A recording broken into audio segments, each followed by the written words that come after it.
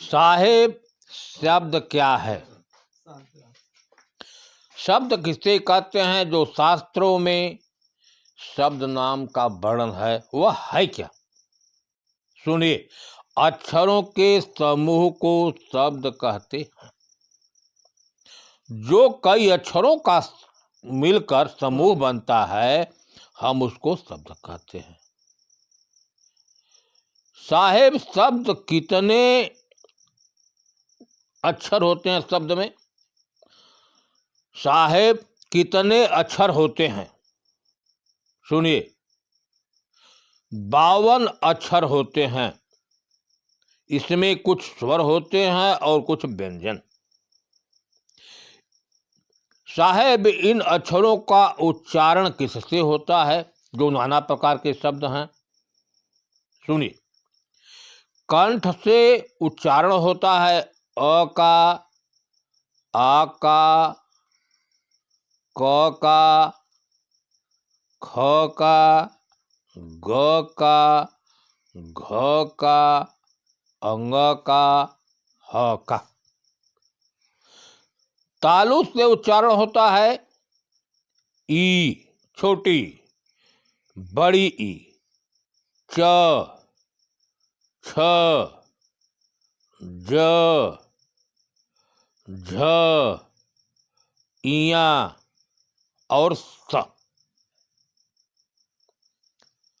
और सुनिए, मूर्धा से उच्चारण होता है री, ट, ठ, ड, ढ, अड़ा, र और मूर्धन्य स। और सुनिए, दंत से उच्चारण होता है त, थ, द, ध, न, ल और छोटा सा। ओष्ठ से उच्चारण होता है ऊ, छोटा, बड़ा ऊ, प, फ, ब, भ, म। कंठ और तालु से उच्चारण होता है ए, ऐ। 2 अक्षर कंठ और तालु से उच्चारण होते हैं। कंठ ओष्ठ से उच्चारण होता है ओ और औ। दंत और ओष्ठ से उच्चारण होता है व। अब प्रश्न यह उठता है साहेब कि इन अक्षरों को उत्पन्न करने वाला कौन? कोई मानव किया कि कोई देवता किया? इन अक्षरों को किसने उत्पन्न किया? थोड़ा इस पर प्रकाश डालें।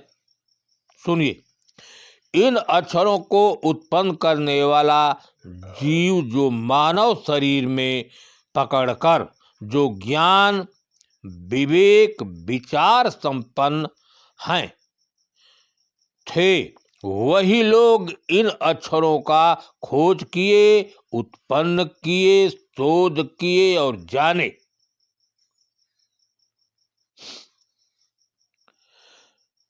साहब शब्द की उत्पत्ति किस तत्व से है? कई तत्व हैं, लेकिन इन तत्वों में किस तत्व से शब्द की उत्पत्ति होती है, इस पर प्रकाश डालें। सुनिए, शब्द की उत्पत्ति आकाश तत्व से है। शब्द आकाश का गुण है। साहेब शब्द का कार्य क्या है?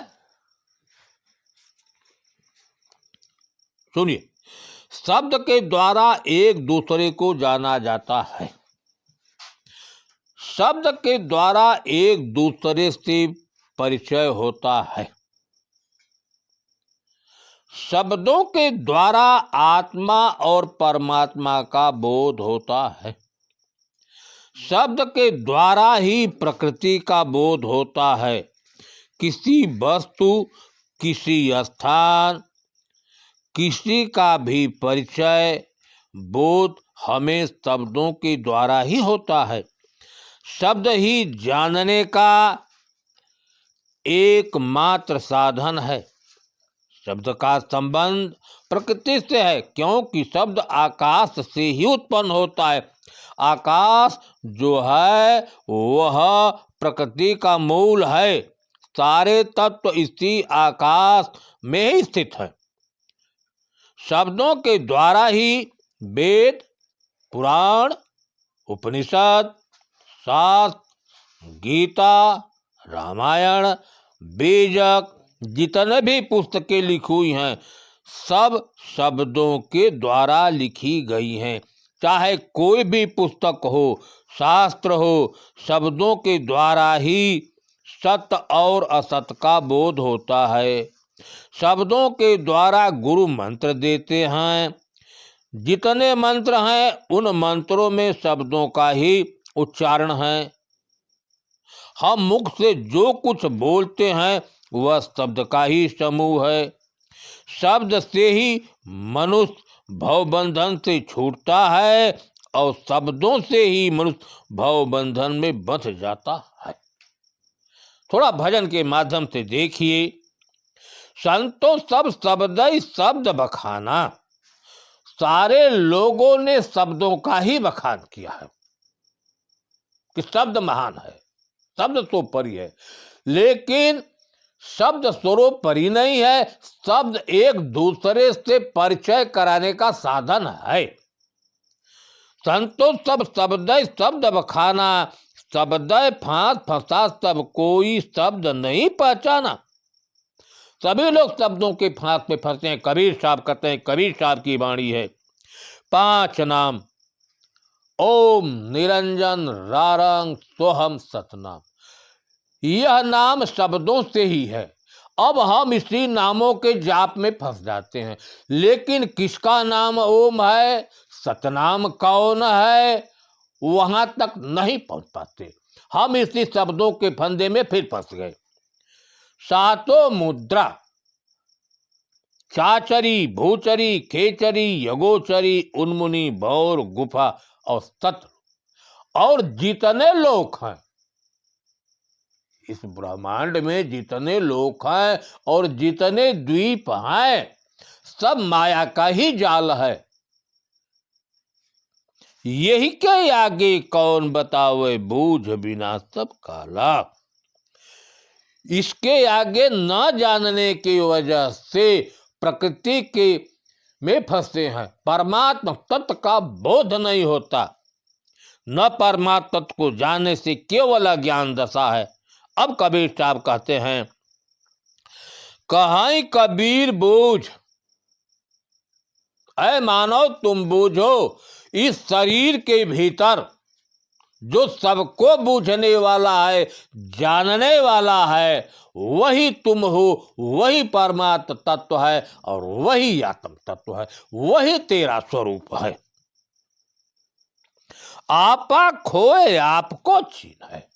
अभिमान को खोकर अपने को छीन लेता है, तब क्या हो जाता है कि वह जहां घट में देखता है सब घट में अपने को ही देखता है।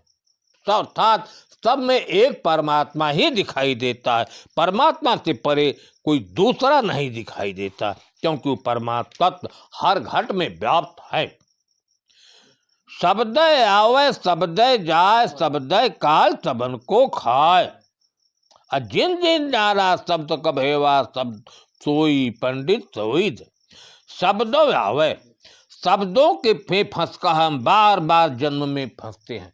किसी नाम रूप में फंस गए, मंत्र जाप करने लगे और शब्दों के जरिए अगर सत्य का बोध हो जाता है तो इस भव बंधन से हम छूट भी जाते हैं। शब्द काल होकर सबको खाता है। फंस गए शब्दों में, फिर माया के जाल में पड़ गए। और जिन जिन जाना शब्द का भेवा, जिन लोगों ने शब्द का भेद जाना वही ज्ञानी और वही देवता कहलाए। मधुर वचन है औषधि, कटुक वचन है तीर, श्रवण द्वार होए संचर वेद है सके। अब आप देखे हैं वचन जो है शब्दों का ही समूह है। मनुष्य